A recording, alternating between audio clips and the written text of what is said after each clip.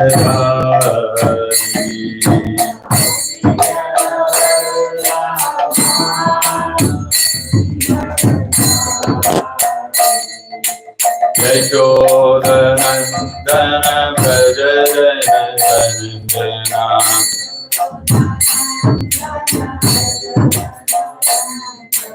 Yashodanandana Braja Janandana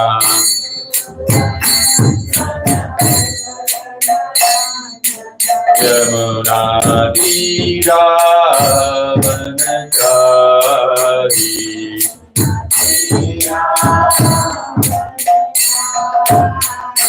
Yamuna Dira Vanachari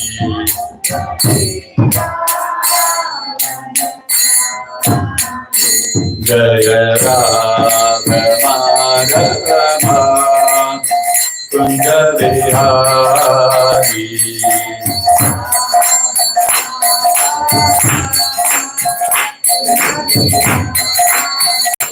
Jaya Gopinath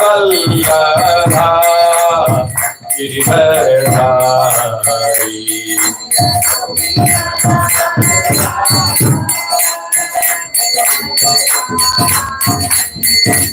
Yashodanandana Braja Janandana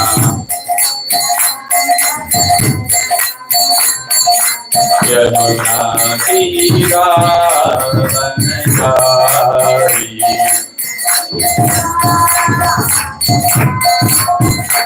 Yamuna Tira Vanachari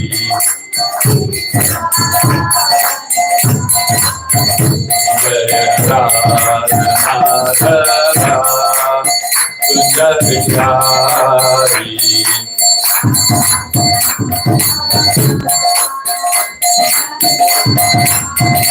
Jaya Radha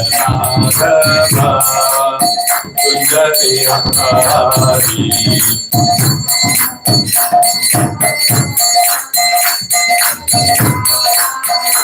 Jaya Radha Gopinath Radha Gopinath Radhe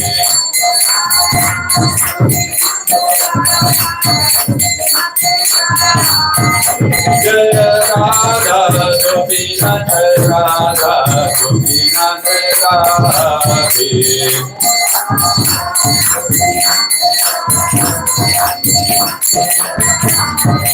Jaya Radhe Jaya Radhe Jaya Radhe Jaya Shri Radhe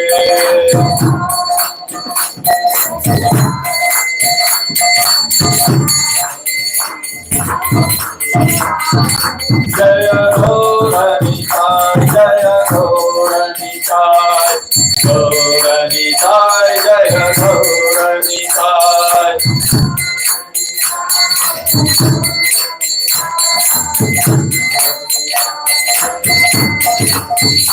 Recording in progress.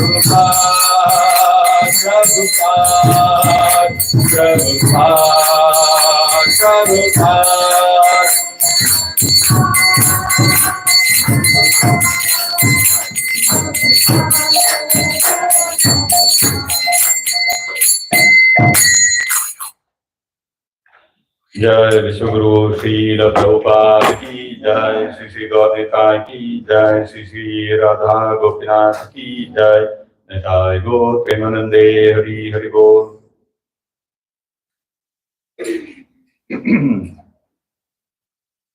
Om Jnana Timirandhasya Jnananjana Sharakaya Chakshurunmilitam Yena Tasmai Shri Gurave Namaha.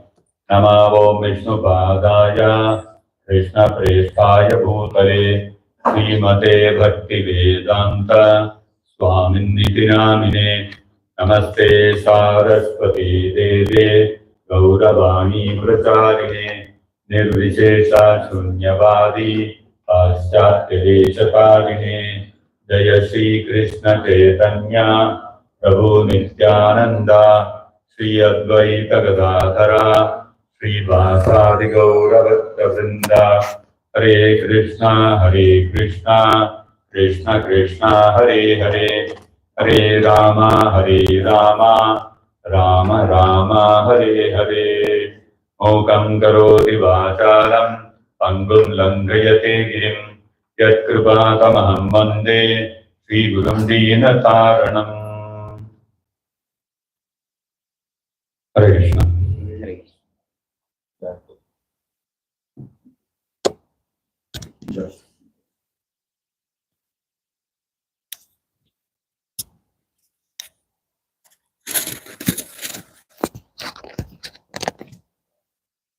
Okay.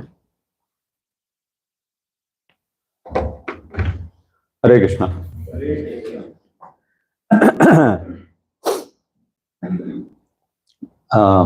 Few years back, I just remembered one incident which happened to one of my known people, one acquaintance. This was in Bangalore. This person, Hare Krishna, Jai Prabhupada.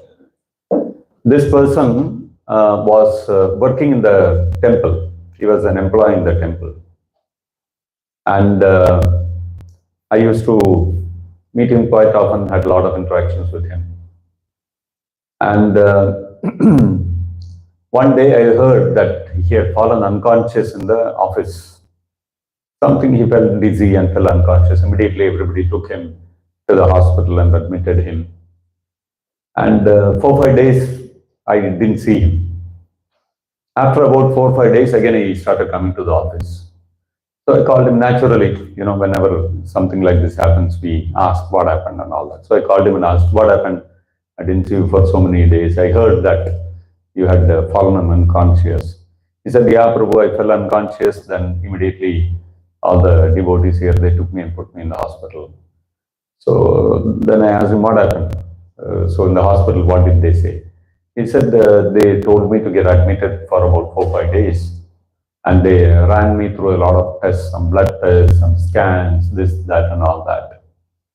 And eventually, after all the tests, they couldn't determine anything.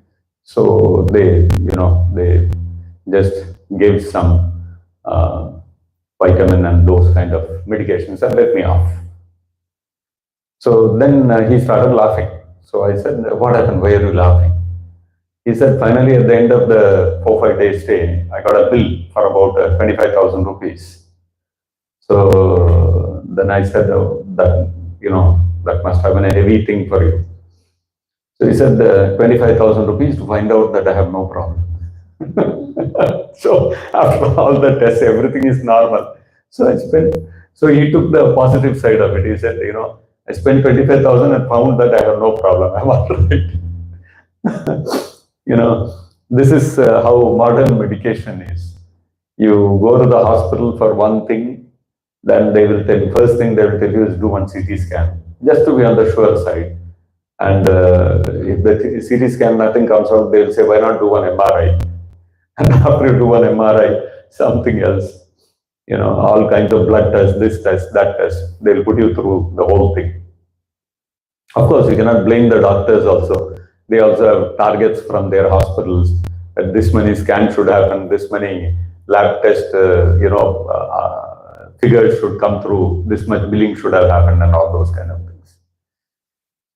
In the olden times, it was not like this. People still used to fall sick those days, medication systems used to be there. And Vedic times, it was completely different. Of course, this allopathy and all these kind of things, they started recently in the 20th century. There was a point of time when a few people got together and they decided, okay, let us make allopathy the mainstream thing and let us call all others as alternative medicine. And then they started building standards around it, and that's how it has been built into what it is today. So it's all, PR exercise which has been successfully carried out. In the olden times, in Vedic times, it used to be different. I remember, forget Vedic times, when I was a kid, 40 years back. If I remember when I used to go to my native place, My grandmother would have many home remedies for many things.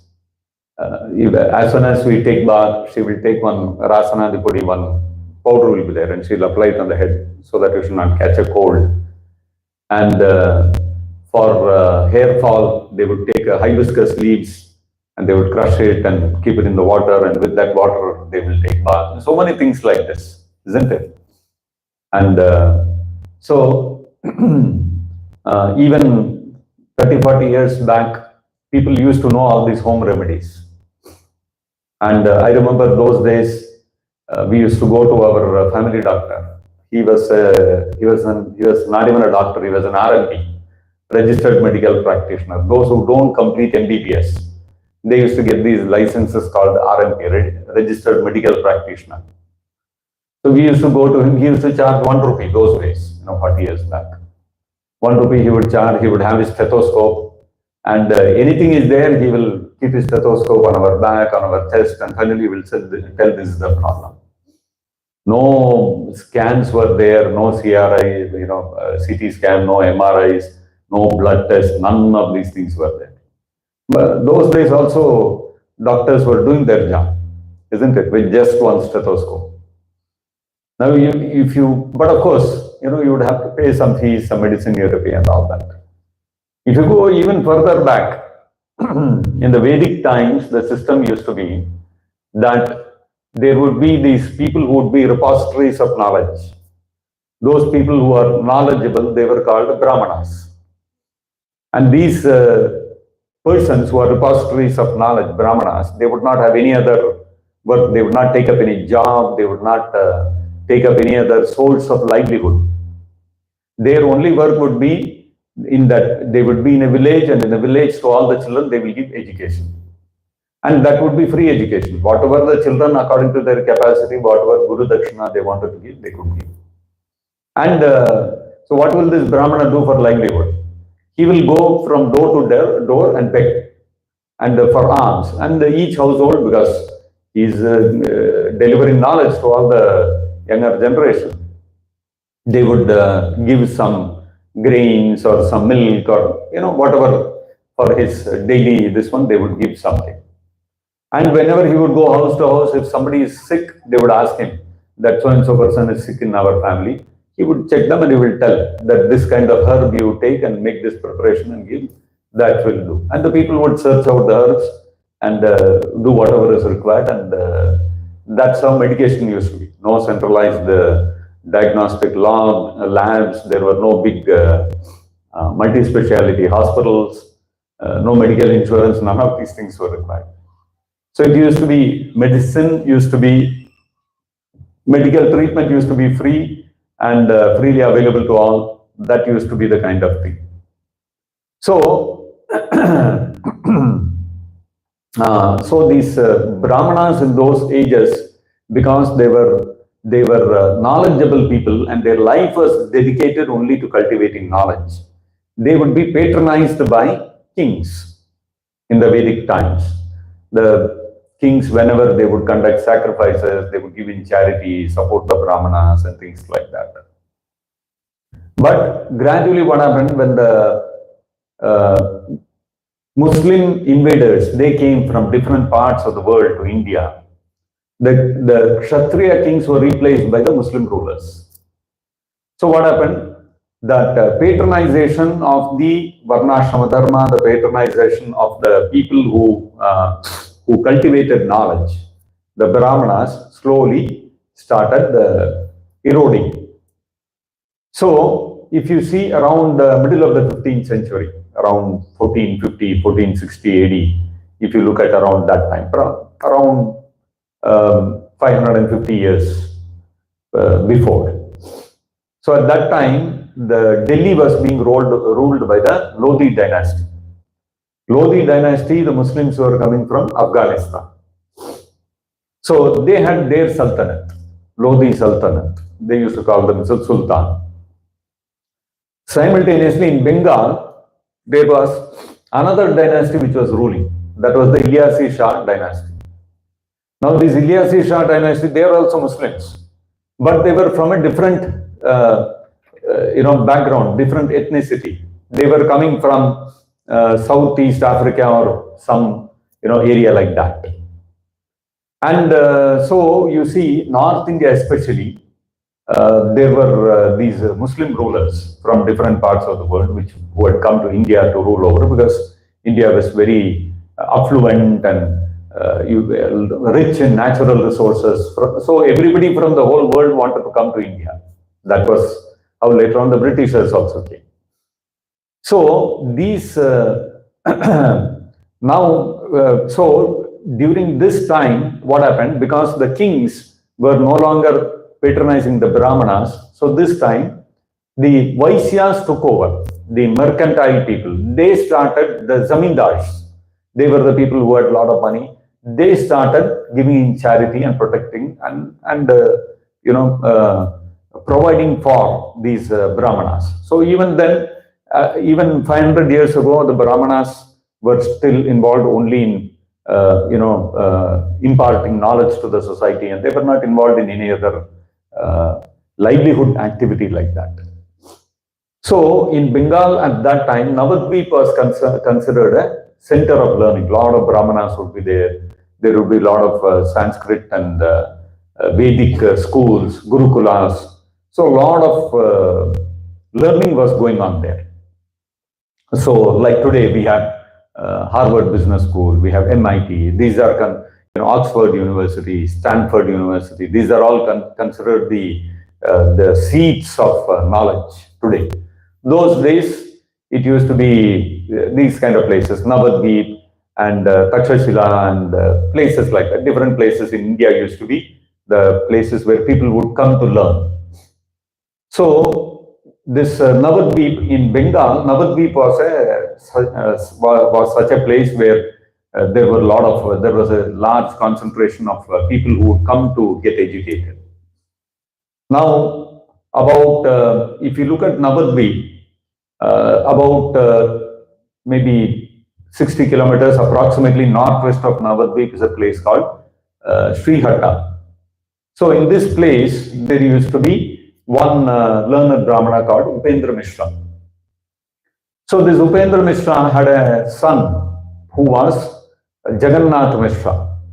So this Jagannath Mishra thought, let me go to Navadvip because that's the place where all the education is happening. That's the education hub. So I should go there. So he traveled and he shifted to Navadvip. And in Navadvip, he came in touch with another elderly, very scholarly astrologer and, like that kind of person who was Nilambara Chakravarti. So this Nilambara Chakravarti and this Jagannath Mishra, they had a good relationship, and so finally Nilambara Chakravarti gave his daughter Sachi Devi in marriage to Jagannath Mishra. This is how Jagannath Mishra and Sachi Devi got married. So after they got married, Sachi Devi gave birth to 8 girl children, one after another, and each of the girl children who were born, as soon as they were born, they died. So you can imagine 8 children were born and 8 of them died upon birth. It would have been a very anguishing experience. But at the end of it, finally, one boy was born. They named him Vishwarupa, and he survived and grew. And one more, younger to him, they had one more son, who was born in 1486 AD on a Purnima in Phalguna Purnima, and on the Purnima, then he was born. It was a lunar eclipse. And so the boy who was born like that, because he was born under a neem tree, his mother called him Nimai. And that is, we all know, Chaitanya Mahaprabhu. Officially, they named him Vishwambara. So, now, this is how, Chaitanya Mahaprabhu came to appear in Navadvipa. Now, simultaneously, what was happening? Nilambara Chakravarti, where he used to stay, he had a neighbor And that neighbor happened to be one another scholar, but he was not a Hindu scholar. He was a Muslim scholar. He was a Maulana. So, there were scholars of different kinds during those times. So this Maulana, he was, some people used to call him Sirajuddin Maulana, some people used to call him Habibur Rahman. But locally he became famous as Chand Kazi.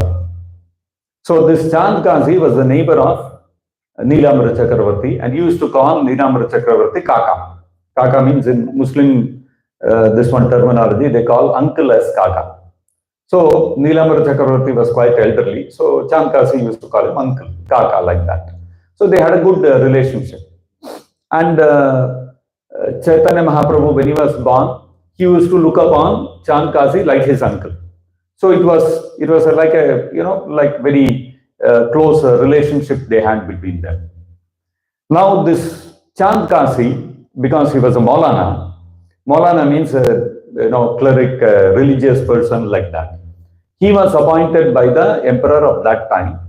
That time, around this time, by 1480s, the emperor at that time, or the Sultan of Bengal, the dynasty had shifted from Ilyasi Shah dynasty to the Habshi dynasty. That was another dynasty which was coming from Muslims coming from Abyssinia. So Shamsuddin Shah was the king was the Sultan of Bengal at that time. So these Bengal Sultans, the Delhi Sultans, they would all not get along because this is Muslims from a different race, we are from a different race, all these kind of things, all complicated things were going on. So this Shamsuddin Shah, who was the ruler of Bengal, he was a tyrant. He would not, he would harass the Hindus and all those kind of things. Now this, during the Muslim rulers, what they did was, they used to give these kind of Muslim scholars, Maulanas, they used to give them judiciary and police kind of responsibility to them. That based on the Quran, based on Hadith and all those kind of things, Sharia law to impose it. That was their idea. So this Maulana, this Chand Kazi, Maulana Chand Kazi, was also like the magistrate for that area in Bengal.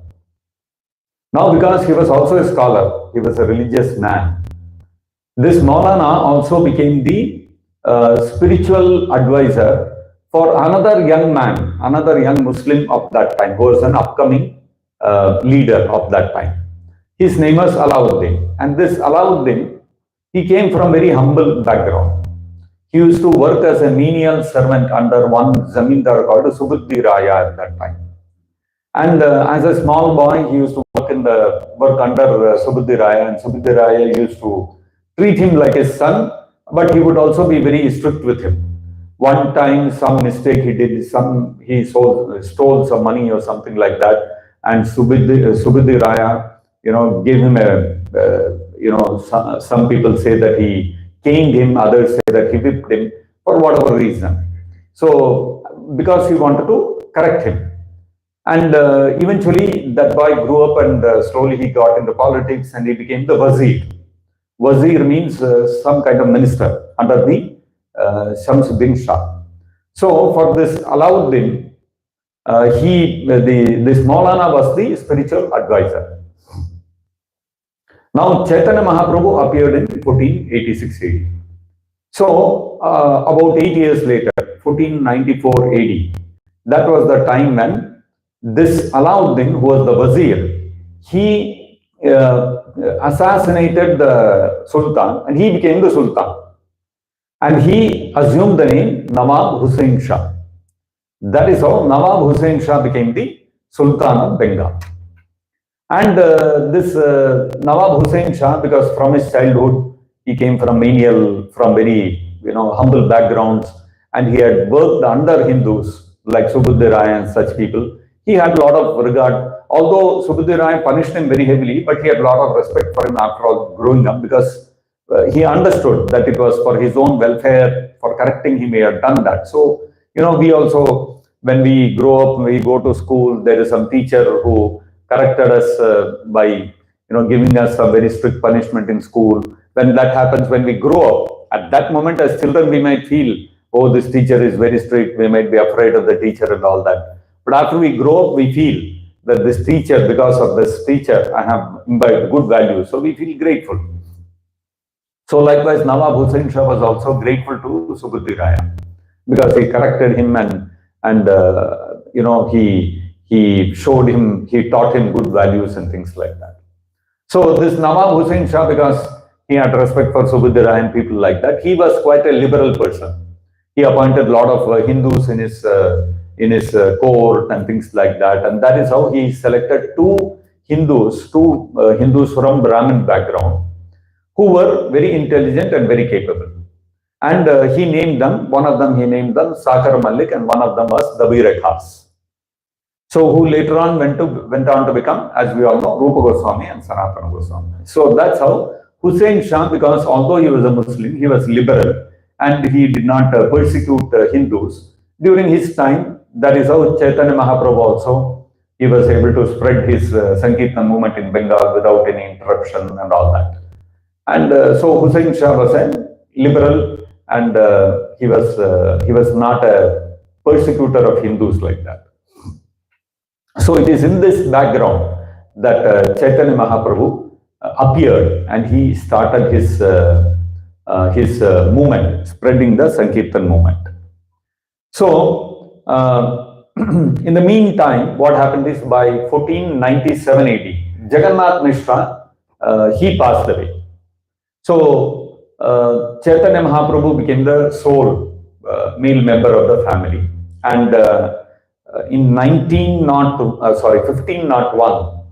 so when Chaitanya Mahaprabhu was about 16 years or so, 15, 16 years, he got married. He got married to Lakshmi Priya. That was his first marriage. And by 1505 means 1486, Chaitanya Mahaprabhu appeared. So when he was about 20 years old, less than that, 19 years old, Chaitanya Mahaprabhu set up his own school, his own Chatushpathi. So you can imagine, at 19 years, he became a professor and he had a school, and he started teaching students also. He had become a very big scholar. By then, he had already defeated Keshav Kashmiri, and he was already renowned as a very big scholar. He came to be known as Nimai Pandit. So that is how Chaitanya Mahaprabhu was progressing. He was presenting himself more as a scholar of Nyaya and things like that. Then in 1506, Lakshmi Priya disappeared. So during that time, it is said that Chaitanya Mahaprabhu went to different places. He went to what is today known as Bangladesh. He went that side and showing off his scholarly pursuits and acquiring wealth for the family and all that. And during that time, it is said that out of the snake bite of separation, Lakshmi Priya disappeared. And so when he came back, she was no more. And so after about a year later, his mother wanted him to marry again. And that is how he married Vishnu Priya the second time in 1507. Then what happened is 1508. 1508 means Mahaprabhu would have been about 22 years old. So at that time, Ishwarapuri happened to come to Navadvip. And when Ishwarapuri came to Navadvip, Chaitanya Mahaprabhu met him. And then they had some discussions. And then Chaitanya Mahaprabhu went to Gaya to offer, they have that Pindadana and all those, to offer the Shraddha ceremony for his father. He went to Gaya, and there he met Ishwarapuri again. And when he met Ishwarapuri, this time he took Diksha from him. And that is how Chaitanya Mahaprabhu got initiated by Ishwarapuri in Gaya. And then what happened? In 1508, after Chaitanya Mahaprabhu got initiated from Ishwarapuri, when he came back to Navadvip, he was a totally transformed person. Now, when Chaitanya Mahaprabhu came back, he was no longer talking of Nyaya and Tarka and grammar and all those kind of things. He was simply singing and dancing and chanting Hare Krishna Mahamantra And suddenly there is a big transformation in Chaitanya Mahaprabhu. Everyone was surprised. He was such a big scholar. He defeated Keshav Kashmiri. He was an expert in Nyaya and Tarka. Suddenly, how did he become a sentimentalist? And when all the devotees headed by Advaita Acharya and all these personalities, when they saw Chaitanya Mahaprabhu was transformed like this, they were extremely pleased. And so then Chaitanya Mahaprabhu built a whole Vaishnava group consisting of Advaita Acharya, Srivas Thakur and all these kind of personalities. Now in the meantime, Nityananda Prabhu had already appeared earlier, about 13 years before Chaitanya Mahaprabhu. Nityananda Prabhu had already appeared. And he had been traveling all over India, going to different places, and he was like an Avaduta. So he came to Navadvip, and when Chaitanya Mahaprabhu was about 20 years old approximately, so around that time, 1506, around that time, Nityananda Prabhu came to Navadvip and he was staying at Nandana Acharya's home. And then when Chaitanya Mahaprabhu, because Chaitanya Mahaprabhu is the Supreme Personality of Godhead, he became aware that Nityananda Prabhu has come. So he sent Srivas Pandit and Haridas Thakur to search out Nityananda Prabhu and bring him to Chaitanya Mahaprabhu. So they went around searching everywhere, they could not find him. So then Chaitanya Mahaprabhu took all of them and went to Nandana Acharya's home, which is where Chaitanya Mahaprabhu and Nityananda Prabhu met for the first time. And after that, they were, we all know how they were, conducting various wonderful leelas and all that. Then by 1508, after the initiation from Ishwarapuri, Chaitanya Mahaprabhu became a total transformed person and he started spreading the Sankirtan movement. He made teams, like Nityananda Prabhu and Haridas Thakur was a team. And like that, different teams he would send, and they would have to go door to door, tell the people to chant Hare Krishna and come back in the evening and report to him. This used to be a system. And that is how during this time when Nityananda Prabhu and Haridas Thakur, they went around asking people to chant Hare Krishna, they came upon Jagai and Madhai, who were making a big ruckus in the market. And then Nityananda Prabhu and Haridas Thakur, they were surprised, what is this commotion? And they asked the people, what is happening, why this commotion, why is everybody gathered here? So they told them, these two people, drunkards, they are simply creating nuisance, and they were born in Brahmana families, but they have become total debauchees. So then Nityananda Prabhu spoke to Haridas Thakur, if we make these people chant Hare Krishna, Chaitanya Mahaprabhu will be very pleased. So they went and requested them that why don't you chant Hare Krishna? So this Jagai and Madhai started abusing them and started chasing them. And Nityananda Prabhu and Haridas Thakur had to run away. And these two, Jagai and Madhai, chased them out of the place. So that day evening when everybody came and brought their reports, Chaitanya Mahaprabhu and Haridas Thakur spoke about this incident. And Chaitanya Mahaprabhu was very pleased. Okay, so you try to deliver such, fallen people also, it is very nice. So next day again, Nityananda Prabhu and Haridas Thakur, when they went out, they again went and met Jagai and Madhai. And this time Jagai and Madhai became even more angry. They said, oh, yesterday you had come, we chased you away, you're still again coming back. How do you dare you come back like that? And they physically attacked them. And that is how Madhai took one broken pot which was lying there and hit it on the head of Nityananda Prabhu. And Nityananda Prabhu's head started bleeding. And Nityananda Prabhu's head started bleeding, but still he went to Madhai and he was telling him that although you might have hurt me with this, no problem, but my request to you is please chant Hare Krishna. So when Jagai saw this, he was astounded. He said, what is this? Who can be so humble and gentle like this? This is not ordinary. So Madhai was again trying to attack Nityananda Prabhu, but Jagai went and held him and he said, hey, wait, don't do this. This is not an ordinary person. The way so much humility is showing, we should not be doing this. In the meantime, news already reached Chaitanya Mahaprabhu. And when Chaitanya Mahaprabhu heard like this, Nityananda Prabhu has been attacked, immediately appeared on the spot. And he was livid, he was furious. And he said, "Oh, Jagan Mata, you have done this to Nityananda Prabhu, I will not tolerate this." Immediately he invoked the Sudarshana list. So Jaga and Mada came to their senses and fell at the feet of Chaitanya Mahaprabhu. But Chaitanya Mahaprabhu was not willing to relent. Then Nityananda Prabhu fell and caught hold of the lotus feet of Chaitanya Mahaprabhu and said, "Mahaprabhu, in this incarnation you are supposed to be Patita Pavana. And if you pick up a weapon now and kill this Jaga and Mada, then where is the question of delivering the fallen souls? What is the hope for these fallen conditioned souls in Kali Yuga? So you have to please deliver them. Don't kill them like this." Then Chaitanya Mahaprabhu, cooled down and he spoke to Jagan Madai and told them, "I will forgive you, but on one condition. You should promise me not to repeat these sinful activities what you have been doing." So Jagan and Madai agreed, and that is how they were delivered. So, like this, Chaitanya Mahaprabhu started propagating his Sankirtan movement. And because of this, Chaitanya Mahaprabhu became very popular amongst all the devotees.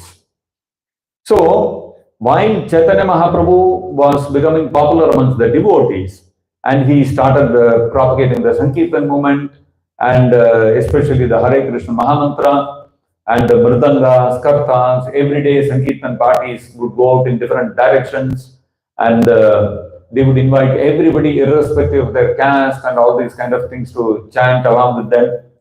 So while this was growing in one direction, in another direction, the logicians, the caste kind of people, they were getting very upset. Hey, how is this Hare Krishna mantra? This is a mantra. Mantra is not supposed to be chanted by the common people. What is this Nimai doing? He's doing all adharma.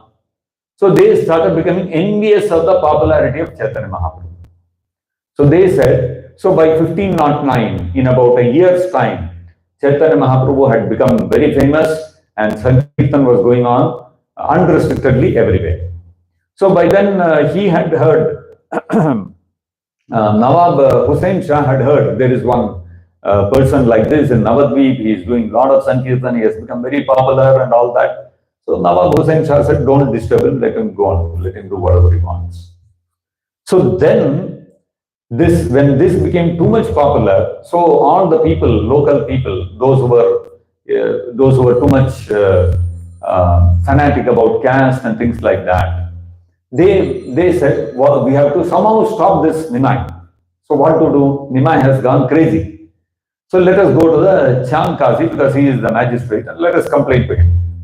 So they went and complained to him that, you see, this what this Nimai is doing is all adharma, this is not part of the Shastras, he is doing all crazy things. This is not our Hindu culture, we are not supposed to be singing and dancing in the streets and all. They built up a whole story like that. And Chand Kazi also said, okay, these are prominent people in the society, they are complaining, so I have to take action. So he called this, the soldiers and told them, you have to please go to the city and ensure that nobody does Sankirtan. So they went to different parts and they broke the Mridanga and they said that nobody can do Sankirtan from today and those kind of things. And Chaitanya Mahaprabhu, when he heard about that, he became very angry.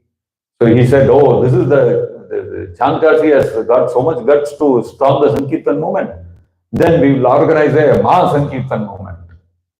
He said, call everybody from all over Navadvip, everybody should assemble today evening. We will do Sankirtan and go to the house of Chand Kazi. Let us see what he will do. So that's how Srila Prabhupada says, Chaitanya Mahaprabhu organized the first civil disobedience movement in Navadvip. And this was in the year 1509. So the evening, people bearing torches and mridangas, kartals and huge Sankirtan, many parties, they are all started from different parts of Navadvip and they all converged at the house of Chand Kazi. And when they came to the house of Chand Kazi, people were all in a very, when huge crowd has gathered like that, the mood is completely different, right? So they were all in a very, very angry mood and they wanted to, they were all waiting. Let us get our hands on this Chandkazi. We'll show him he's breaking our mridanga and all those kind of things. So the Chandkazi also got very afraid, and he didn't come out of the house. So then, these people are all getting more and more angry. They are shouting, calling, "Hey, baar deklo, dekh lenge," and this and that and all these kind of things. Then Chaitanya Mahaprabhu cooled them down. Chaitanya Mahaprabhu had also reached there by then. So then Chandkazi saw from his window all this commotion is going on and it's going to get out of his hand, and these people will become violent. So what to do? So he sent word for Chaitanya Mahaprabhu, and then Chaitanya Mahaprabhu he met alone. So by now, seeing all this, huge number of people and all that, Chandkazi had already become a little cooled off. So then he called Chaitanya Mahaprabhu and started speaking to him, and he said, "See, you are like my nephew. Your grandfather, Neelambara Chakravarti. I used to call him Kaka. He's like my uncle. So you are like my nephew only. So why are you making so much trouble like that?" So so what happened? So Chaitanya Mahaprabhu also started talking to him that why are you stopping this Sankirtan movement and all that? And there was, that discussion happened between them about Vedic religion principles and all that. And then what happened? Chandkazi told about what had happened after the soldier broke the mridanga. After the soldier broke the mridanga, in the night when Chandkazi was sleeping, suddenly in his dream, he saw a very different kind of creature, half man, half lion. And this half man, half lion form was very furious and jumped on his chest and put his nails on his chest and told Chandkazi, "How dare you prevent the Sankirtan movement? If you do this again, I am going to rip your chest apart." And so Chandkazi was terrified and he said, No, I will not do this again, I will not repeat. And then the form disappeared. So when he got up, he thought, what a nightmare. And he looked at his chest, the marks of the nails were still there. And he showed it to Chaitanya Mahaprabhu, "See, those nail marks are still there." So after that, I told my soldiers, "Please don't stop them anymore. Don't do this anymore. That's why you organized your civil disobedience." I told nobody should stop anything. And so Sankirtan can go on like that. And then, of course, the discussion went on to about how in your religion, Chaitanya Mahaprabhu asked, "You are killing your own father and mother." So then Chandkazi asked, "How are you saying that we are killing our own father and mother?" And bull is your father because you use the bull to till the land and from that you get grains by which you sustain yourself. And cow is the mother because we drink her milk. So you kill the bull and the cow and eat. So you are killing your own father and mother. So Chandkazi replied, "But in your Vedas also there is a provision for cow killing, cow sacrifice." So Chaitanya Mahaprabhu responded, "That's not cow killing." So the Vedic cow sacrifice was meant for what? It was meant to sacrifice an old cow into the fire, and by mantras that cow would come out with a new younger body. So then only the cow sacrifice is supposed to be complete. Not that you kill the cow and offer it in the sacrifice and okay, no. That the cow has to come back again in a new younger cow's body out of the fire of the sacrifice. Then only it is complete. So that cannot be equated to your killing the cow and the bull and eating and all that. So like this, Chaitanya Mahaprabhu practically defeated Maulana Chandkazi, and Maulana Chandkazi from that time he became a devotee of Chaitanya Mahaprabhu, and he passed an edict, a fatwa, that all the future generations who would come in his family, none of them would ever stop the Sankirtan movement. And that is how you will see even today, even if a lot of Hindu-Muslim riots have happened, communal riots have happened all over the country, that area where Chandkazi's descendants are still there, the Muslims, they have never got into any kind of communal riots with Hindus. They have always been very peaceful. So this is the history. Now, in the meantime, what was happening? uh, uh, I was talking about how the zamindars were patronizing the Hindus. So in Navadvip, when so many Brahmanas were there and these Muslim rulers were there, who was taking care of them? There were two merchants by name Govardhan Majumdar and Hiranyi Majumdar. Govardhan was the younger brother, Hiranyi Majumdar was the elder brother. They were very big zamindars and they used to live in Saptagrama. Like Navadvip is in one location, so about 60 kilometers south of Navadvip is Saptagrama. So this Hiranyi Majumdar and Govardhan Majumdar used to live there. And they were giving a lot of charity, and practically all the Brahmanas in Navadvipa were more or less being supported by this Govardhan Majumdar and Hiranyi Majumdar. And they had a very close relationship with Nilambar Chakravarti. They used to call him Dada Chakravarti. In Bengal, Dada means the elder brother. So they used to call him Dada, like that. So when Jagannath Mishra got married to Sachi Devi, so they were already, Govardhan Majumdar and Hiranyi Majumdar already had a close relationship with Nilambar Chakravarti. So Jagannath Mishra also got connected with them, like that. And so Chaitanya Mahaprabhu, when he appeared in 1486, about 10 years later, 8 or 10 years later, Govardhan Majumdar, the younger brother, had a son, and they named him Raghunath. So from childhood, Raghunath grew, when he was growing up, he had seen Chaitanya Mahaprabhu, so he had interaction with Chaitanya Mahaprabhu, and like that when he grew up to be a devotee of Chaitanya Mahaprabhu. So now Chaitanya Mahaprabhu in 1509, after the Chandkazi incident, the Chandkazi incident happened towards the end of 1509. So in January towards the end of January, Maghamasa, in 1510, so by then what had happened, another sannyasi called Kesava Bharati visited Navadvip, and Chaitanya Mahaprabhu invited him to his home. And after inviting him to his home, Chaitanya Mahaprabhu indicated to him that he wanted to take sannyas. And so in Maghamasa, towards the end of January of 1510, Chaitanya Mahaprabhu traveled to Katwa, which is, I think Katwa is in Bangladesh now. Not very sure about that geography there. But anyway, Chaitanya Mahaprabhu traveled to Katwa, and along with him, there was Chandrasekhara Acharya, Nityananda Prabhu, and Mukunda Datta.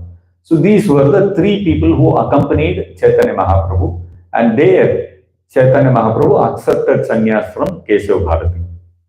And so after taking sannyas in 1510 AD, Chaitanya Mahaprabhu,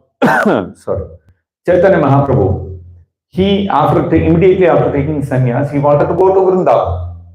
Because by then already Chaitanya Mahaprabhu was in total, had started exhibiting ecstatic devotion towards Krishna. So naturally he wanted to go to Vrindavan Dham.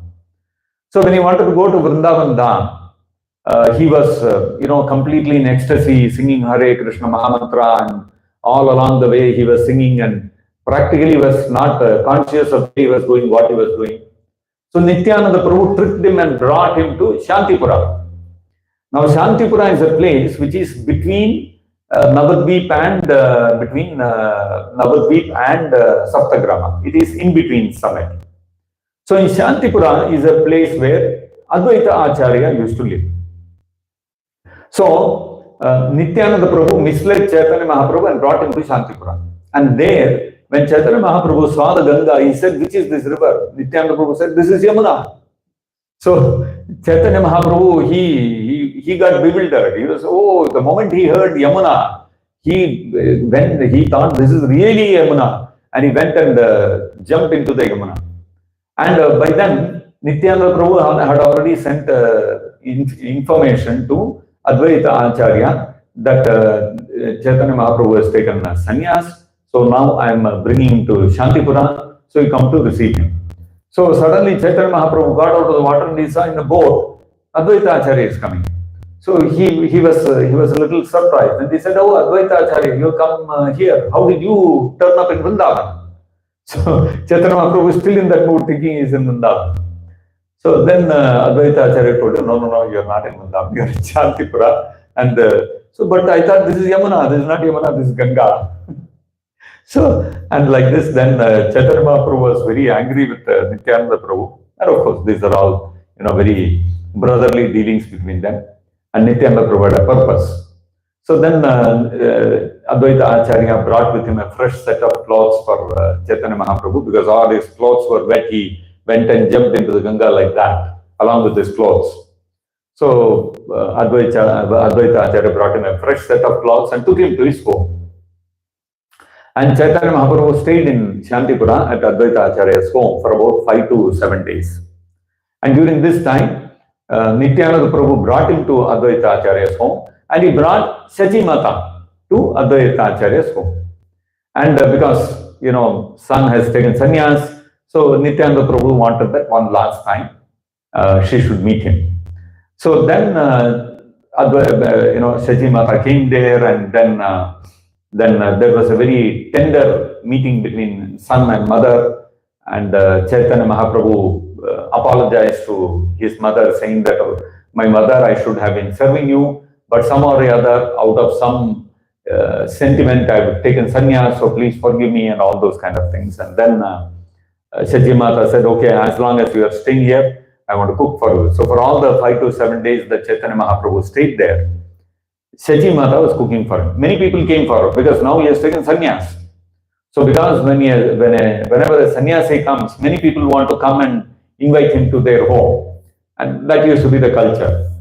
So, but Sachi Mata said, no, I don't know how long he is going to stay, and this is the last time I'll get an opportunity.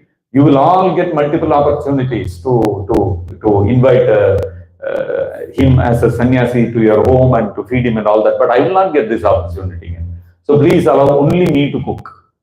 So that is how all the days Sachi Mata cooked, and there was a big gathering of all devotees, and every day there would be a Maha Sankirtan at Advaita Acharya's home, and for all of the people, Sachi Mata would cook. Now, I was telling about how Govardhan Majumdar and Hiranyi Majumdar, they were patronizing all they were supporting all the Brahmanas in Navadvip area. So even Advaita Acharya also was a recipient of their support. So Advaita Acharya also had a good link with them. So Advaita Acharya took the opportunity, and he informed Raghunath Das that like this Chaitanya Mahaprabhu has come. So Raghunath Das came to Shantipura, and he stayed in Advaita Acharya's home, and he rendered a lot of personal service to Chaitanya Mahaprabhu. And so he got an opportunity to have to render personal service to Chaitanya Mahaprabhu. And then after 5 to 7 days, Chaitanya Mahaprabhu said he wanted to go to Vrindavan and settle there. And then Sachi Mata said, no, if you go so far away, how will I come to know about where you are, what you are doing? So you please stay in Jagannath Puri, because every year for Rath Yatra, devotees from Bengal will keep going and coming. So I'll keep getting some intimation about you, some information about you. At least that way, I'll be able to have some information about what is happening, and that will give me a little solace. So Chaitanya Mahaprabhu agreed. And so by about end of February, around that time, Chaitanya Mahaprabhu left Navadvip, and Chaitanya Mahaprabhu went to Jagannath Puri. And when Chaitanya Mahaprabhu reached Jagannath Puri, he came in touch with Sarvabhauma Bhattacharya. And around March of 1510 is when the famous discussion between Sarvabhauma Bhattacharya and Chaitanya Mahaprabhu happened. Sarvabhauma Bhattacharya was seeing that Chaitanya Mahaprabhu was a young sannyasi. He also knew Nilamara Chakravarti, because scholars, so in their field they will know each other, right? So he thought, okay, he had a lot of affection for Chaitanya Mahaprabhu, but he saw that Chaitanya Mahaprabhu at 24 years he has taken sannyas, very too young an age. Normally people go through entire Grihastha ashram, and when they are about 60 years old is when people take sannyas. 24 years he has taken sannyas.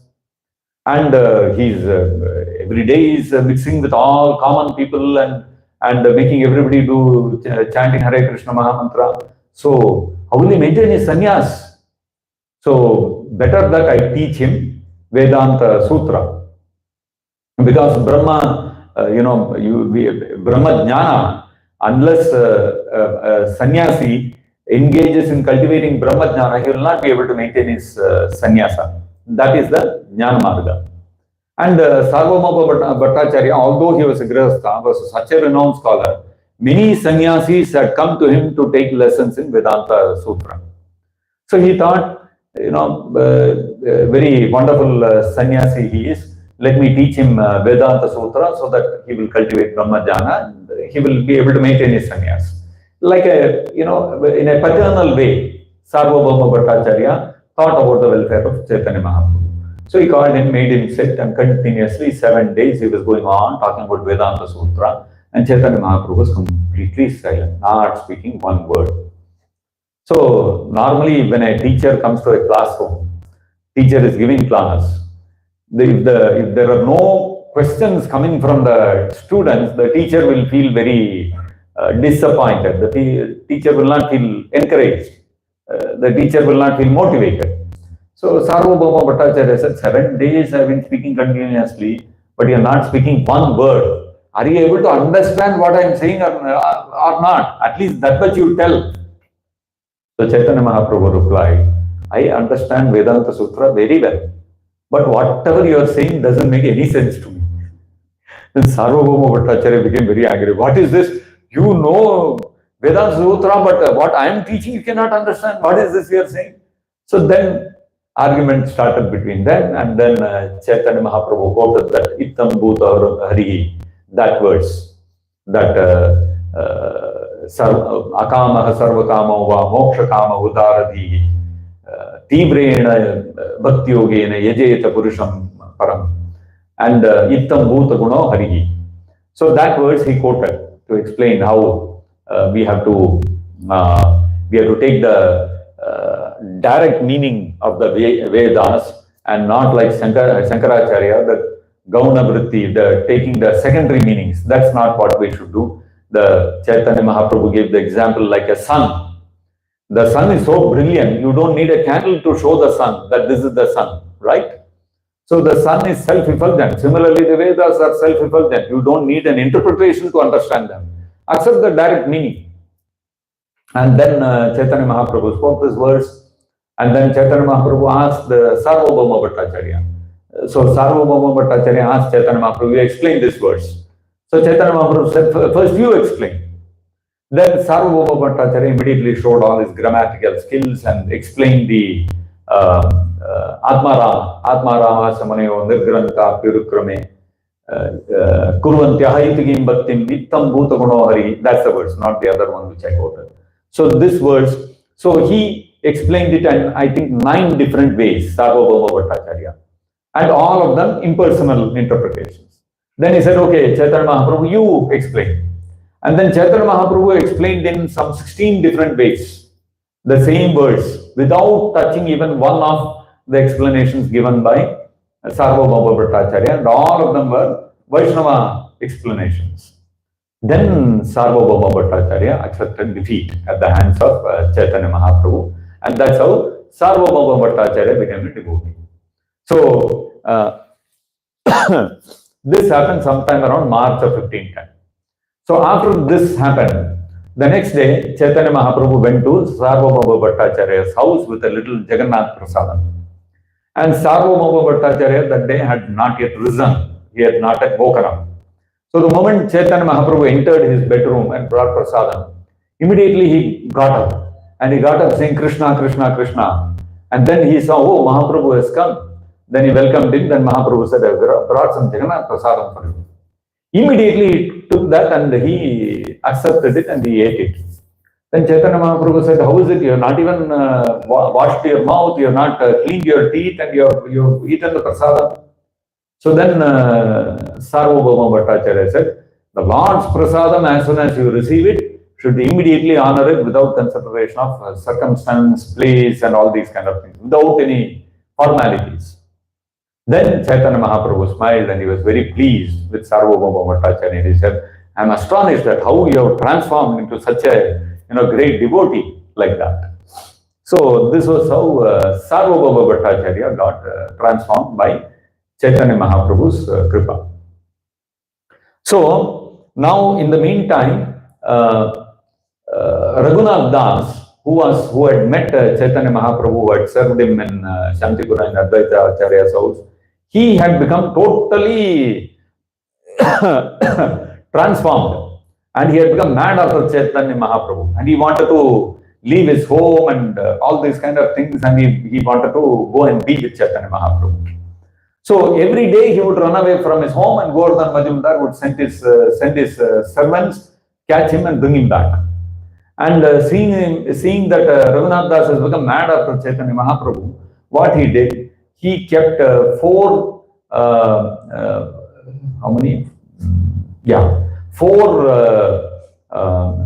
bodyguards to guard Raghunath Das, another 2-3 brahmanas to do the cooking for Raghunath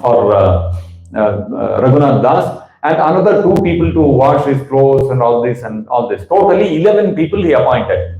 So all round the clock, somebody or the other is always with Raghunath Das. So Raghunath Das was not able to run away from the home, and he was getting very, very desperate what to do. So that is when, and so then what happened? At that time, so while Raghunath was making all these attempts to run away from home and all that, Chaitanya Mahaprabhu, after settling in Jagannath Puri, he wanted to go to Vrindavan. He thought, okay, I'm not going to settle in Vrindavan, let me go to Vrindavan, have darshan and come back. So Chaitanya Mahaprabhu,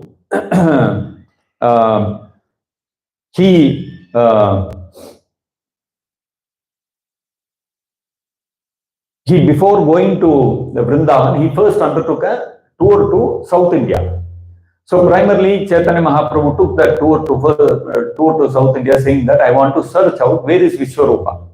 Because what had happened was, when Jagannath Mishra and Sachi Devi saw that Vishwarupa has grown up, they started looking for a girl for him, looking for an alliance. When Vishwarupa came to know of this, he left home, took sannyas and went away. So nobody knew where he had gone. So Chaitanya Mahaprabhu said, I am going searching for Vishwarupa. Like that he said, and he started on his South India tour. So April of 1510, Chaitanya Mahaprabhu started this tour to South India. And so Chaitanya Mahaprabhu traveled to different places. In South India, Chaitanya Mahaprabhu went to Andhra Pradesh, Ahobilam and all those places. Then Chaitanya Mahaprabhu went to Karnataka, Chaitanya Mahaprabhu went to Tamil Nadu, there were many places Chaitanya Mahaprabhu visited. Then from there, Chaitanya Mahaprabhu came to Pandharpur, and in Pandharpur, he came to know that Vishwarupa has already disappeared. So he got the news, and from there he came back to Jagannath Puri again. And then after reaching Jagannath Puri, so Chaitanya Mahaprabhu came back to Jagannath Puri in 1512. So 1510, Chaitanya Mahaprabhu set on a South India tour, and it took him 2 years to come back to Jagannath Puri. After coming back to Jagannath Puri, Chaitanya Mahaprabhu then said, I want to go to Vrindavan now. So now by then, what had happened was, when Chaitanya Mahaprabhu was on his South India tour in 1511 AD, 1510 Chaitanya Mahaprabhu set out for a South India tour. 1511 he met Ramananda Raya. So Ramananda Raya he met, and Ramananda Raya had joined Chaitanya Mahaprabhu in Jagannath Puri. By the time Chaitanya Mahaprabhu came back, Ramananda Raya also came and joined him in Jagannath Puri. So from that time onwards, Swarup Damodar and Ramananda Raya became the 2 most confidential associates of Chaitanya Mahaprabhu in Jagannath Puri. So now, when Chaitanya Mahaprabhu came back in 1512, he said that I want to go to Vrindavan. So then what happened, this Ramananda Raya and Sarvabhauma Bhattacharya, they started making various excuses. They told Mahaprabhu, no, it is summer, too hot. You wait for a couple of months, let the summer subside, after that you can go. After summer got over, Chaitanya Mahaprabhu said, let me go now. They said, no, now it's the rainy season. Wait for the rainy season to get over. After that you can go. Then Chaitanya Mahaprabhu, after the rainy season was over, he said, now shall I go to Vrindavan? They said, now it will be very cold. Now is not the right season. Wait for Chaitra Masa. Chaitanya Mahaprabhu waited. Then Chaitra Masa came again. They said, no. Now Rath Yatra is going to come. Finish Rath Yatra and then go. Like this they were going on, postponing. They pushed it on like this for 2 years. So till 1514 AD, this was going on. So then finally one day Mahaprabhu called them and said, see, 2 years I've been asking you permission to go to Vrindavan. You're not allowing me to go to Vrindavan. This is not good. Then Sarvabhauma Bhattacharya and Ramananda, they felt a little bad and they said, okay, Mahaprabhu, and after Vijay Dashmi, you can go. So then Chaitanya Mahaprabhu set out for Vrindavan. So Chaitanya Mahaprabhu thought, let me go through Bengal. Let me go through Bengal so that I can meet some of my associates there. I can meet Advaita Acharya, all those people, and from there I can go to Jagannath Puri. So like that, Chaitanya Mahaprabhu approached Bengal and he came to Shantipura. And he came to Shantipura, met Advaita Acharya, and from there he went further to Ramakeli. And in Ramakeli, Sanatana Goswami and Rupa Goswami came and met him there. And there, Chaitanya Mahaprabhu told them that they were already Sakar Malik and Dabir Khans, they were big ministers and Nawab Hussain Shahs. So by that time, what had happened? Nawab Hussain Shah had already assassinated the Sultan and he had become the Sultan. So these people had become ministers. So they came and met Chaitanya Mahaprabhu, and Chaitanya Mahaprabhu ordered them to join him in Jagannath Puri.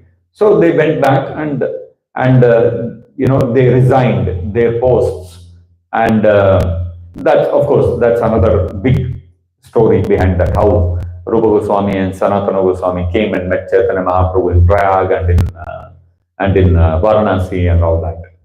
So, after meeting Rupa Goswami and Sanatana Goswami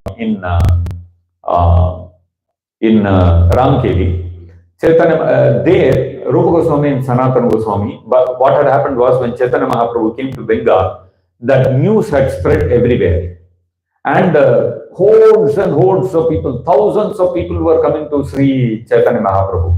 And one house where Chaitanya Mahaprabhu was staying, the people were such a big number they came that they broke the compound of the compound wall of the house, and they were there. Some people had to cross the river. There were not enough boats. They jumped into the water and started swimming. All kinds of things were happening. So when Sanatana Goswami and Rupa Goswami saw this, they said, Chaitanya Mahaprabhu, this is not the way to go to Vrindavan. You cannot go with a big band, Baja Bharat and all those kind of things to Vrindavan. Vrindavan is, you have to go in a spiritual mood without all this, making all this noise. So Chaitanya Mahaprabhu heard, he didn't say anything and he continued. And Chaitanya Mahaprabhu went up to Kanai Sala. And there Chaitanya Mahaprabhu saw that continuously all these crowds, wherever Mahaprabhu was going, they are following him. So then Mahaprabhu felt, okay, this is not all right, this is not good. What Sanatana Goswami and Rupa Goswami told me is correct. So Chaitanya Mahaprabhu then came back. He decided, let me go back to Jagannath Puri, let me not go to Vrindavan like this. So he came back to Shantipura. And he stayed for another 4-5 days in Advaita Acharya's home. So when Chaitanya Mahaprabhu was staying like this in Advaita Acharya's home, Raghunath Das Goswami heard Chaitanya Mahaprabhu was again come to Shantipura. So now his father is not allowing him to go anywhere. 9 people are sitting as bodyguards to him. What will he do? He went to his father and he told, Father, I heard Chaitanya Mahaprabhu has come, so I want to go and meet him. And if you don't allow me to go, I'm going to commit suicide. So then Govardhan Majumdar said, Baba, son is telling he will commit suicide and all that. So he said, okay, take some money, you go and come back quickly. Like that he sent him. So Raghunath Das Goswami went to Shantipura and he stayed there and he got another opportunity to render personal service to Chaitanya Mahaprabhu. Then finally, after 4-5 days, when Chaitanya Mahaprabhu was about to leave for Jagannath Puri, he called Raghunath Das Goswami and told him, what is this Markata Vairagya you are doing? Don't act like a madman. Be like a normal man. Take care of all the household affairs. When the time is right, I will call you. At that time, you come.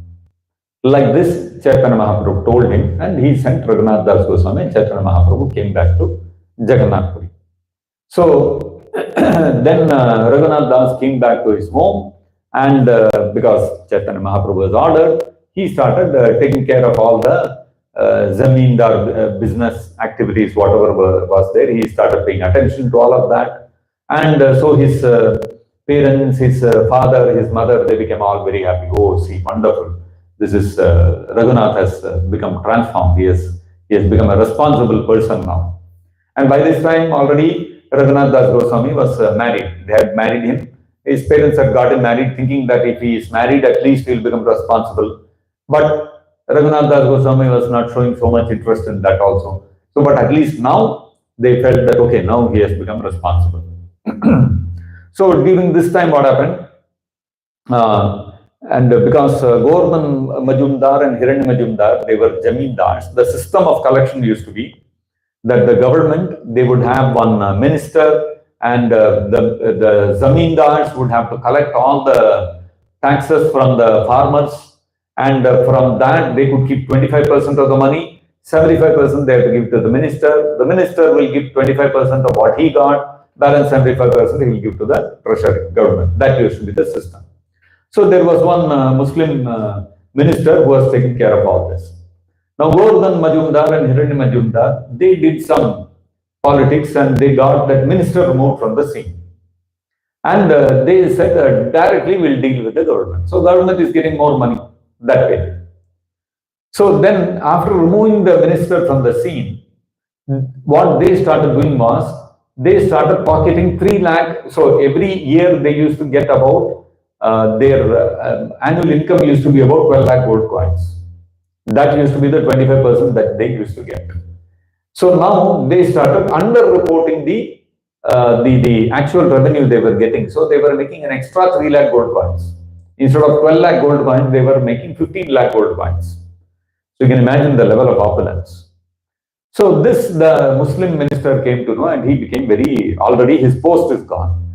His income is gone. And now these people are making extra money. So he became very angry. So what he did, he gave a confidential report to the government saying that these people are cheating the government, and so allow me to take action against them. So the government said, okay, he's giving some confidential report. They empowered him, and so he issued an arrest warrant for Govardhan Majumdar and Hiranya Majumdar. Now, normally what happens, we all have seen what happens with different people when they embezzle money, and when they are going to get caught, what the first thing they do is run away. So Hiranya Majumdar and Govardhan Majumdar disappeared, they ran away. So when this minister came with all this soldiers and all that to arrest Hiranya Majumdar and Govardhan Majumdar, they are not there at home. So what to do now? So he looked and he saw Govardhan Majumdar's son is sitting there, Raghunath Das. He said, okay, arrest him. Koi to mil gaya. So they arrested Raghunath Das Goswami. And but this man's main target is Govardhan Majumdar and Hiranya Majumdar. They are not coming. And he was thinking, if I pick up the son, the father will come automatically, and then the brother will also catch him also. So, but they are not coming out. So every day he would call he would call Raghunath Das, and he would berate him, saying that if your father and uncle are not going to come, I am going to, beat you up, I am going to do this to you, that to you. But he would not do anything, because the moment he would see Raghunath Das' innocent face, when he would call the soldiers, bring him today, I'll beat him and I'll make a lesson out of him. But the moment he would see the lotus face of Raghunath Das Goswami, his heart would change. And he would simply scold him and he would send him. So like this, every day he was calling Raghunath Das Goswami and threatening, because there was no other way. So Raghunath Das Goswami also got fed up. He said, what is this here? Every day this is, some solution has to be there. So then he started talking to the Muslim minister. He said, you are a Zinda Peer, you are a living saint, and you are a very spiritual person, you are God's person, and I have seen you dealing with my father and my uncle. All three of you are like brothers. and all brothers fight over something, and like that you are also fighting, and I'm sure after a few days all of you will be sitting together and enjoying a meal together. So brothers are like that. So, in between, why are you torturing me? Like that he started speaking. So hearing him, this Muslim man, tears started flowing from his eyes, and he said, "My dear son, you are exactly like my son, and I don't want to put you through this. What to do? Your father and uncle are not intelligent people. They are making 3 lakh extra gold coins. They don't have this much sense. कुछ ले दे के काम खत्म करना है ना. What is all this? They are only creating all the trouble. This much sense they don't have. Anyway, you hold on. I'll make some arrangement for your release first." Then he made some adjustments, and he got Raghunath Das Goswami released, and he said, "You please go and tell your father and your uncle that I don't want to trouble all of you in any way. Some little bit, we should have an understanding, so that we all together, we will all benefit. Not that only your father and your uncle benefit. So let everybody benefit. And you go and tell your father, let them bring a proposal, whatever they propose, I'm agreeable to it." So Raghunath Das Goswami went back, brought his father and uncle, they all sat together, and they had an understanding that, okay, this much we'll give you, this much we'll keep, and all that.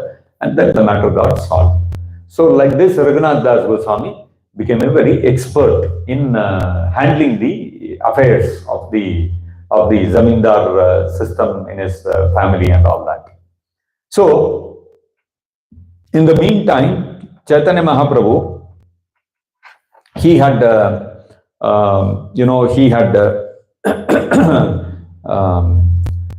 he wanted to again go to Vrindavan. So the first attempt, what had happened, because of all the people, the large number of people and all those kind of things, he could not continue his Vrindavan visit.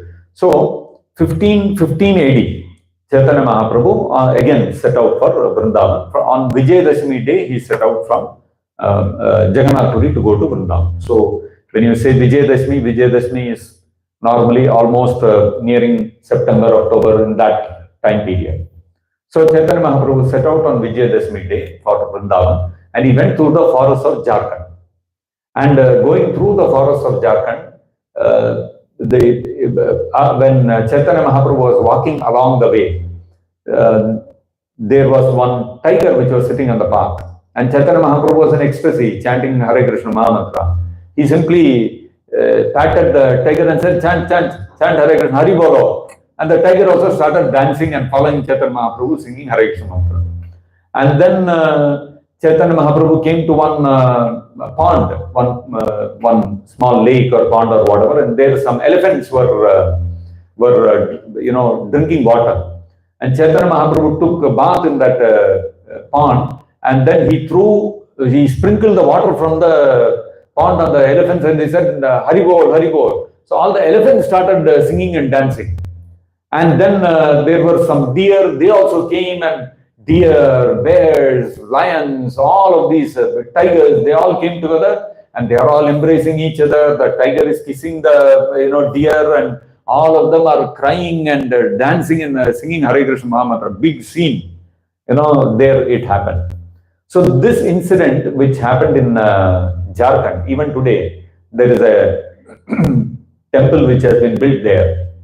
And there, if you see, YouTube also, those videos are there, you can see all the hoof prints of elephants, tigers, even snakes slithering on the ground, all of that, those impressions, the hoofs of the deer, all of these impressions are there in the rocks.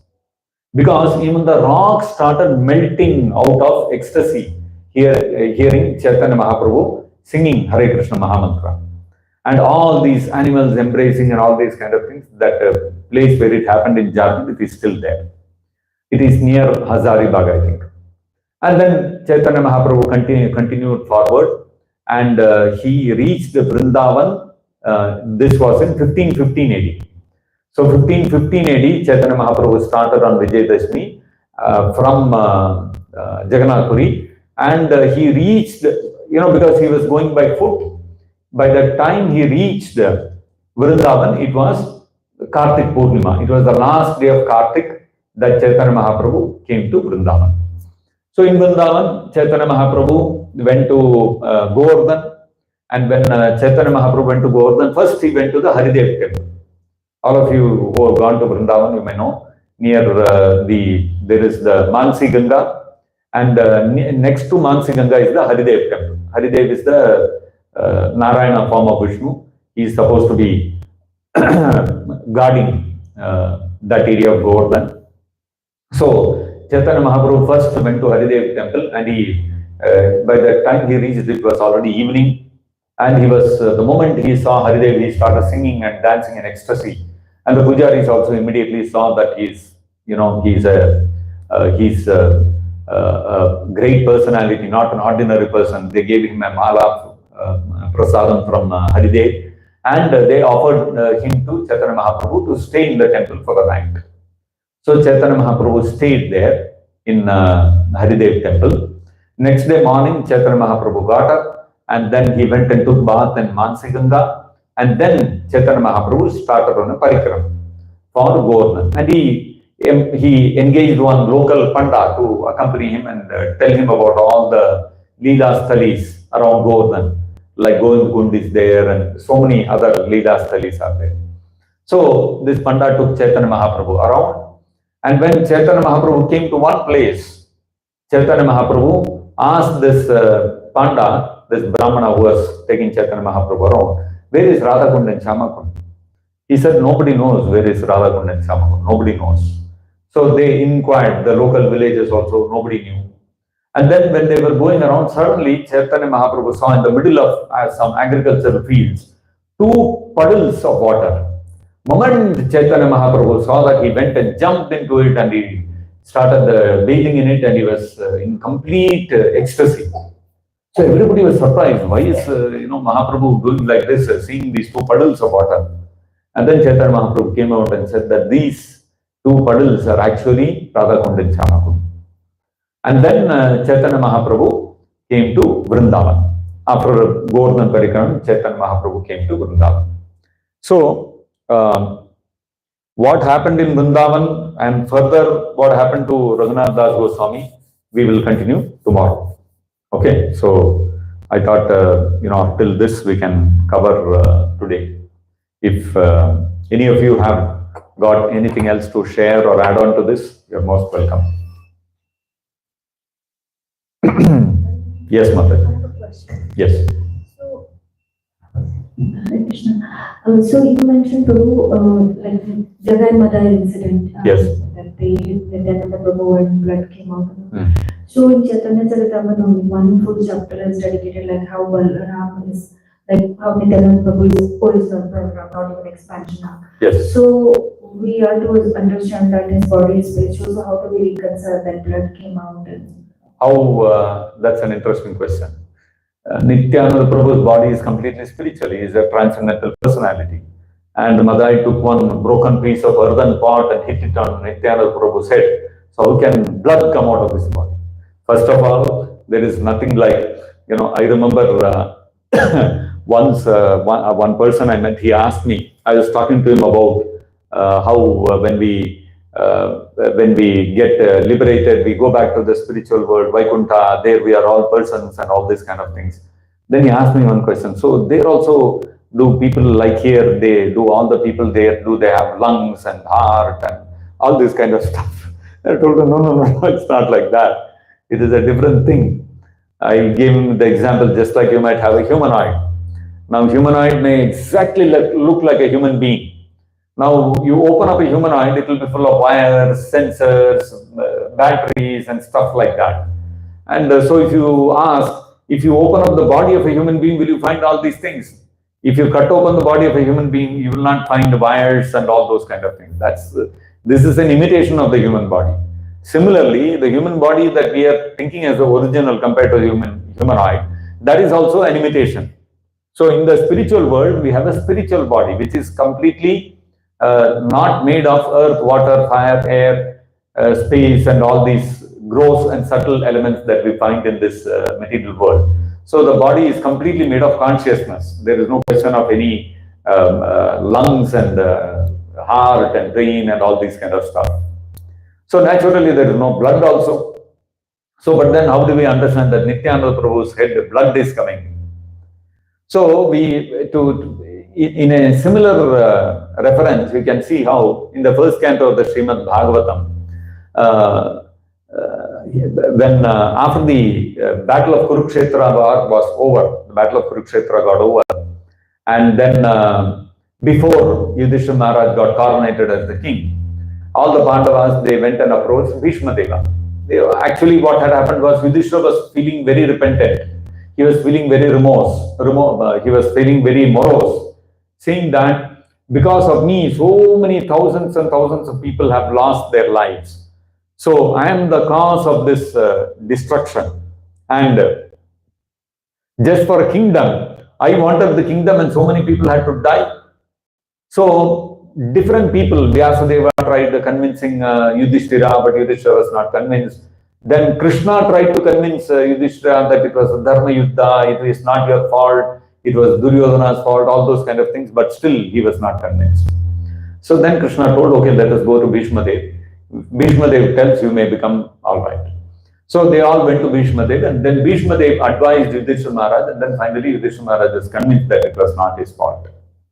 So then after that, after advising Yudhishthira and all that, Bhishma Dev said that, okay, now my time is nearing, I have to leave my body. Before I leave my body, I want to concentrate my mind upon Krishna. And he looked at Krishna and he started offering him wonderful prayers, which is there in the first canto of the Srimad Bhagavatam. And there one of the things which he says is, Krishna, I remember you in the middle of the battlefield, and you were sitting on the chariot of Arjuna, driving the chariot, you were the charioteer. And on this opposite side, I was acting like your enemy, and I was the aggressor. Mame nisita sarai vividyamana tvachi. And I was shooting arrows at you, and Arjuna was trying to protect you from my arrows. But still, some of my arrows were managing to penetrate the shield created by Arjuna, and they were able to come and pierce your body. And at that time, there was blood coming from your body, which was beautifying you even more. And when I remember that scene, I am completely captivated by your lotus face sitting on that chariot of Arjuna. So like this, and of course, many other things also, he glorifies like this. So, you see here also, Bhishma Deva says he was shooting his arrows, and some of his arrows, Arjuna was not able to prevent. They were going and piercing Krishna. And from Krishna's body also blood was coming out. So how do we understand this? Krishna's body is supposed to be all spiritual. And how can an arrow go and pierce Krishna and draw blood from him? There is no question of blood in the case of Krishna. So actually, the Lord Krishna, he was in the relationship of, Prabhupada explains this. Bhishma Dev was in the relationship of Vidya Rasa, of chivalry with Krishna. So therefore, he was giving that pleasure of fighting to Krishna. And that is why Bhishma Dev was fighting like an enemy with Krishna. And when Bhishma Dev's arrows were coming and piercing Krishna, Krishna was not feeling pain. He was feeling like Bhishma Dev is offering him flower garlands. So in that rasa, if you see, actually the fight between Bhishma Dev and Arjuna is not going on that Bhishma Dev is trying to kill Arjuna, Arjuna is trying to kill Bhishma Deva. That was not the real fight going on. The real fight going on was Bhishma Dev telling, I will see how you will protect Krishna. And Arjuna saying that I will see how you will touch Krishna. And so this was the fight going on between them. And Krishna, because he is exchanging the transcendental rasa of Vidya Rasa with Bhishma Deva. So some of the arrows which were coming and touching him, now if they go and deflect off his body and nothing happens, then that whole Vidya Rasa will get completely, it will get completely, there will be, that rasa will not have any value at all. So just like if when Yashoda Mai comes and binds Krishna to the martyr, Krishna starts crying out of fear. Now, if at that time, if Krishna maintains his position, I am Supreme Personality of God, I am not afraid of you, then that Vatsalya Rasa will completely get spoiled. Similarly, in this Rasa, Vidya Rasa, between Krishna and Bhishma Dev, unless that Vidya Rasa has to get enhanced by the result being shown of the arrows piercing Krishna and blood being drawn. So, normally all the soldiers on the battlefield of Kurukshetra, at the end of the day, when they would come, their injuries would there would be physicians, Ayurvedic physicians would be sitting waiting, and they would immediately treat the wounds of all the people who were injured and all that. But for Krishna, there was no treatment at all given. He will come back at the end of the day and all his wounds are completely cured. There is no...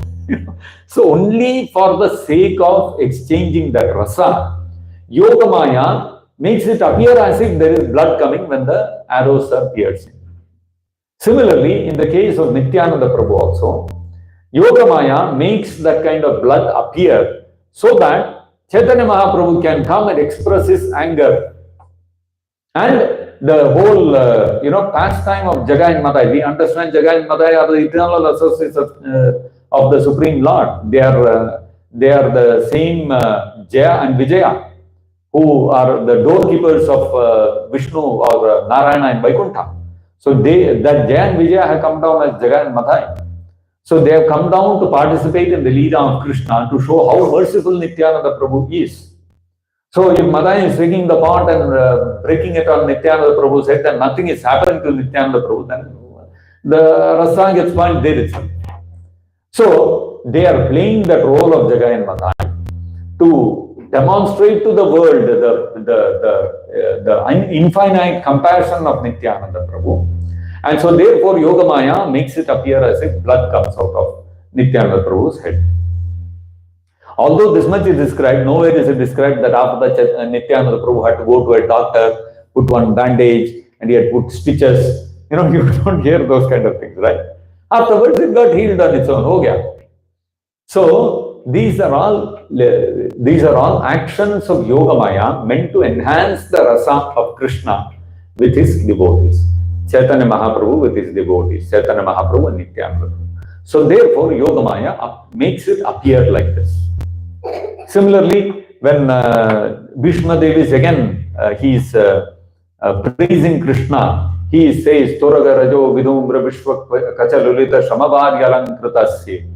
Shamavari, he says, Krishna, you are holding the reins of the chariot of Arjuna, and it's a strenuous thing. You have to control the horses, you have to control the chariot in the midst of all this battle, and so many people are attacking. You have to maneuver the chariot in such a way that you have to avoid the enemy's arrows also, and you have to, the chariot has an important role to protect the Kshatriya soldier who is fighting the battle on the chariot. All these things are there.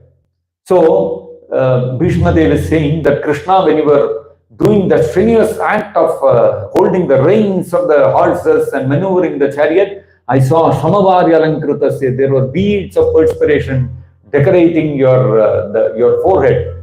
That was such a beautiful sight. Now you can say, how can Krishna become, tired by holding the reins of the horses, and he starts perspiring, he starts sweating like a common man. So these are all actions of Yogamaya meant to enhance the rasa, exchange of rasa between Krishna and his devotees. Hare Krishna. Anybody else?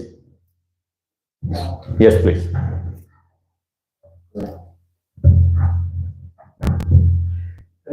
Thank you. The chronological order was very nice. Bits and pieces, but the chronology makes very much sense actually. The question is, often when we actually read Chaitanya Charitamrita, we see that some personalities, when they are incarnations of they are Vishnu, personalities, you see multiple incarnations of the same character. For example, incarnation of Brahma, 3-4 characters. Incarnation of Vishnu, 3-4 characters. How do we understand that? Yeah. You see, when we speak of incarnations, especially in Chaitanya Mahaprabhu's Leela, we see that there are multiple, like you said, incarnations of personalities and also mixed incarnations. Haridas Thakur is supposed to be a combined incarnation of Brahma and Prahlad Maharaj. And Ramananda Raya is a combined incarnation of Vishaka and somebody else, things like that. Vishaka and Arjuna, I think, something like that. So we hear all these kind of things. So how do we understand these things? So we have to understand that Prabhupada talks about how when Krishna comes as an incarnation, all other incarnations are also included in him. Right? So therefore, when Krishna in the Bhagavad Gita, when he shows the Virat Rupa, after showing the Virat Rupa, Krishna shows the Narayan Rupa. And then finally Krishna shows his Saumya Rupa, his permanent two-handed form. So there Prabhupada explains that when we speak of Krishna, Krishna is the avatari. He is the source, he is the fountainhead of all incarnations. So all incarnations are included within him. So for him to display the Narayana form is not at all difficult. It is not incongruous. Similarly, Chaitanya Mahaprabhu, he in one pastime, he displayed in Murari Gupta's house, he displayed the Varaha form. And he in another pastime, he displayed his Narsimha Avatara form.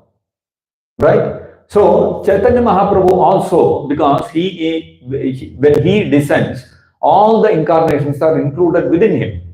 So therefore, for him to display those things is not incongruous and it is not difficult. Similarly, all the personalities who are eternal associates of Krishna, like Vishakha is there, and various other personalities are there, and Radharani, Vishakha, Lalita, all these personalities, Nanda Maharaj, Yashoda Mai. And when you take Chaitanya Mahaprabhu's associates, Nityananda Prabhu, Haridas Thakur, all these personalities, they are eternal associates of either Krishna or Chaitanya Mahaprabhu. And those personalities further incarnate in the material world as different personalities, under different leelas, different circumstances, etc. So whenever Krishna comes to this material world, when Krishna descends, like 5,000 years ago Krishna had come, he manifests his Vraja Leela, and all his eternal associates appear. So when the eternal associates appear, all their incarnations are included within them. You understand? Similarly, when Chaitanya Mahaprabhu descends, all their respective incarnations also get included within them. So therefore, we see that these descriptions are there, that they are combined incarnations, or we see multiple personalities being referred to as the incarnation of the same personality, because they are the original personalities and they incarnate in the material world as certain personalities. So when they incarnate within them, all those personalities are already included. That is how we have to understand. And because these are all spiritual personalities, these kind of things are not impossible. These are inconceivable for us in our present material frame of mind. But in the spiritual realm, anything and everything is possible for the sake of the pleasure of Krishna.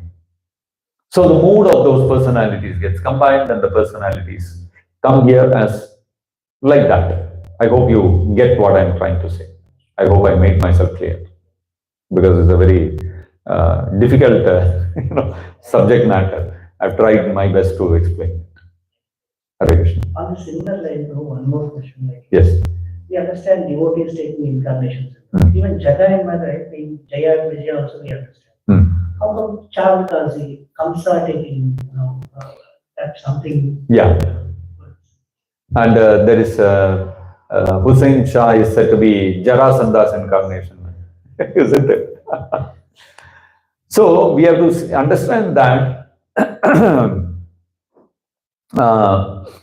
if we look at personalities like Kamsa, Jarasandha, these are also personalities, no? These are also individual souls.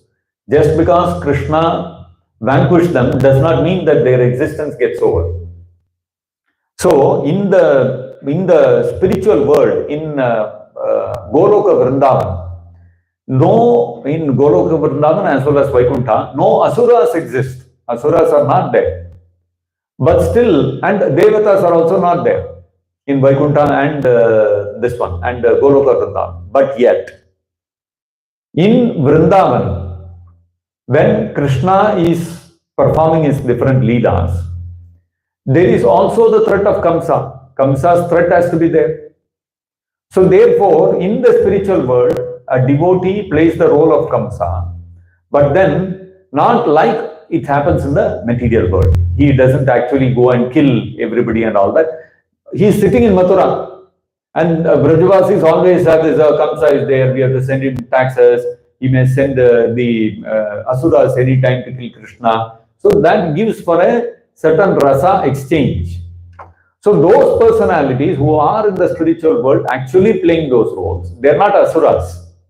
They are personalities who are eternal associates of Krishna, who play such roles to enhance the leelas of Krishna in the spiritual world. So those personalities incarnate into this material world as these personalities. That's how we understand. Because ultimately we have to see that Chaitanya Mahaprabhu's and Krishna's leelas are all eternal. So every time Krishna incarnates, there has to be somebody who takes the role of Kamsa, somebody who takes the role of Jarasandha. This will all keep on going on.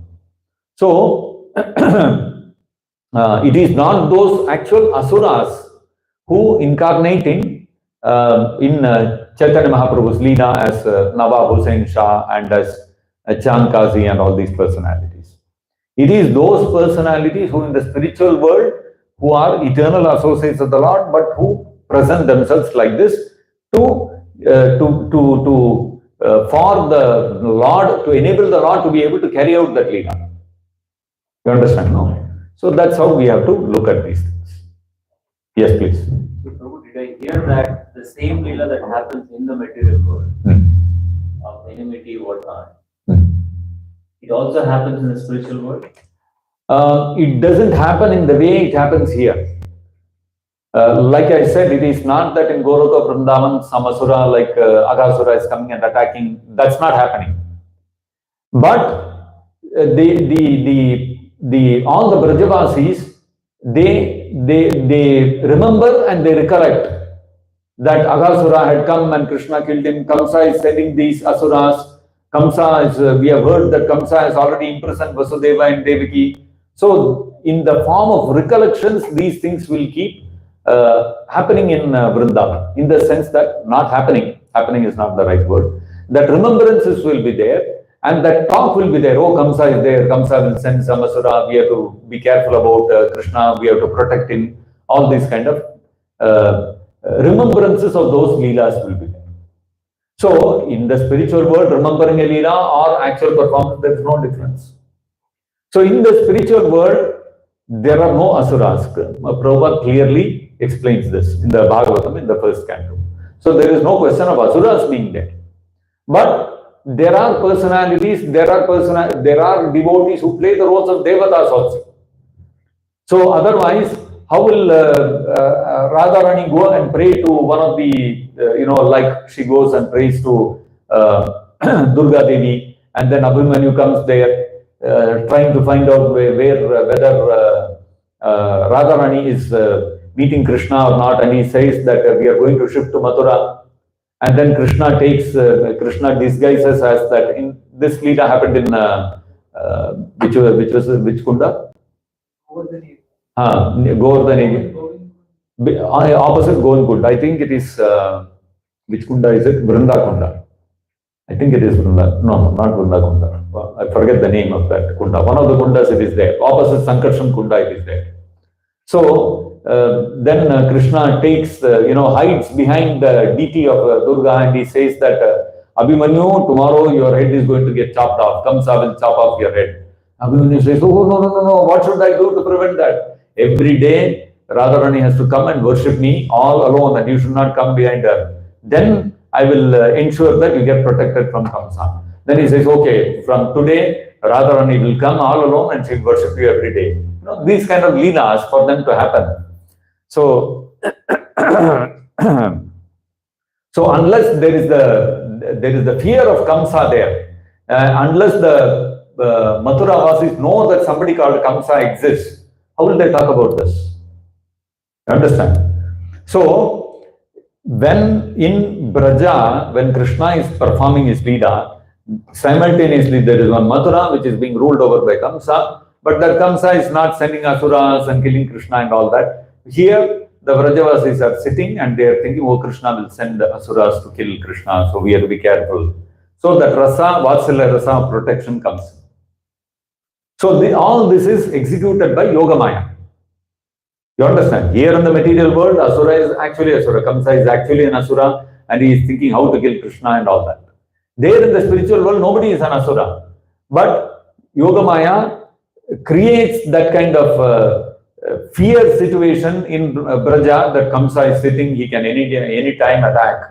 He can anytime attack and try to kill Krishna. He may send some Asura. We have to be careful. That kind of thing. So that Vatsalya rasa, that's called Vatsalya rasa. I have to protect my child. You understand?